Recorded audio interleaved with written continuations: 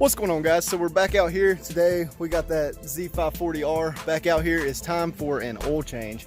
So I'm going to go through the steps involved with changing the oil on one of these things and show you just how simple that John Deere makes everything, where you don't even need any tools. All you need is your hands. So it makes it pretty easy, super quick, and I'm going to show you the best way to get it done now. So right now I've got the mower jacked up and on some blocks. You don't have to lift it up, but I've got it lifted up because I'm about to swap the blades out on it. So that is also coming out in another video. But all you have to do to change the oil on one of these things is go ahead and loosen the fill.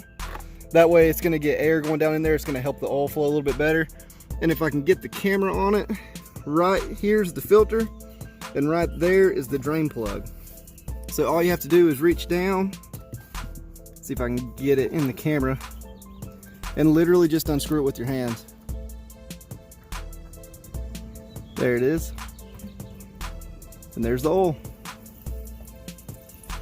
So there you can see the oil draining out. Guys, it's literally that simple. And then here's the drain plug. So instead of having to use tools to get it out, they've made it where you can just unscrew it with your fingers, which is pretty awesome. If you do get it too tight, it does have a little spot for a 1/4 inch drive ratchet. You can stick down in there, but it's already got the O-ring, everything on it, good to go. So while that's draining out, and of course I do have my pan under there, but while that's draining out, what we're gonna go ahead and do is try to undo the filter. See if I can get my hand in there to it.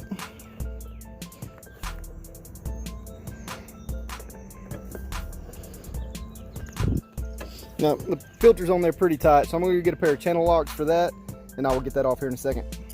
All right, so these things work wonders. I'm gonna put a link to these, as well as a whole bunch of other tools that I use, down in the description below.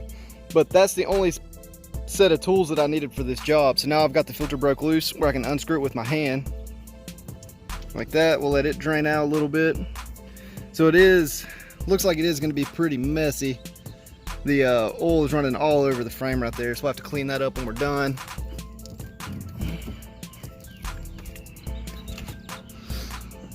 But it is super simple. Now you just reach in there,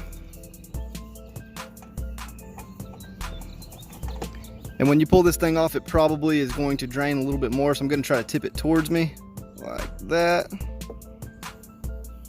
and then pull it out. Beautiful. And there's the filter. So now, of course, my grandpa, being the John Deere man he is, got all John Deere supplies to go back on this thing. So here is the part number, in case you want to know. So there's the part number for the filter, in case you guys were wondering what it is. We'll just pull it out of the box. So anytime you guys put a new filter on any piece of equipment, if it's your car, motorcycle, lawnmower, always make sure you run a bead of oil around that O-ring. That O-ring will keep it, or if that O-ring is wet, it'll keep it from sticking to the motor where you have to use tools next time. A pretty quick, easy trick, you can just take the old filter, because it's already got a nice ring of oil around it. Let's see if I can get it to focus there. Just take the new filter and dab it. Just rub it right on top, and now you've got a lubed up O-ring. So you just take this, put it down here and screw it on.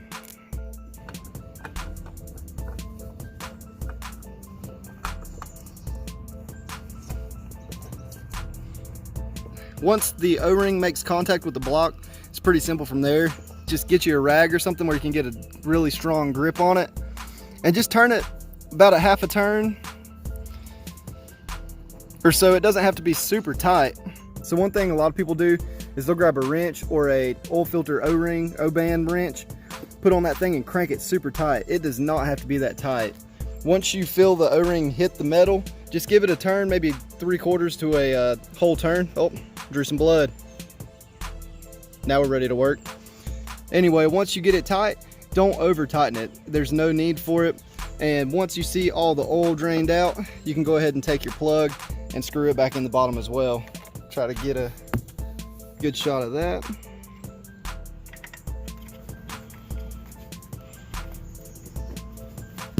And the same way with this drain plug, it does not have to be super tight. Just go to where it stops, and that's it. So now, all you gotta do is get some brake cleaner, spray that off, and fill it back up. Oh, I'm about out.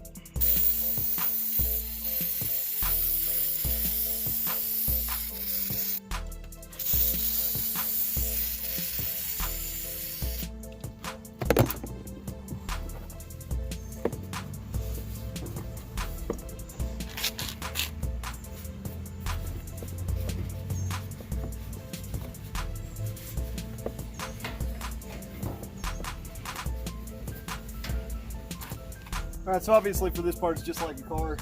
Just pull out the dipstick, the oil cap there, put you a funnel in, grab your oil. So for our temperature range, we're going with a 10W30. This is a John Deere motor oil, obviously. We're gonna put that in it.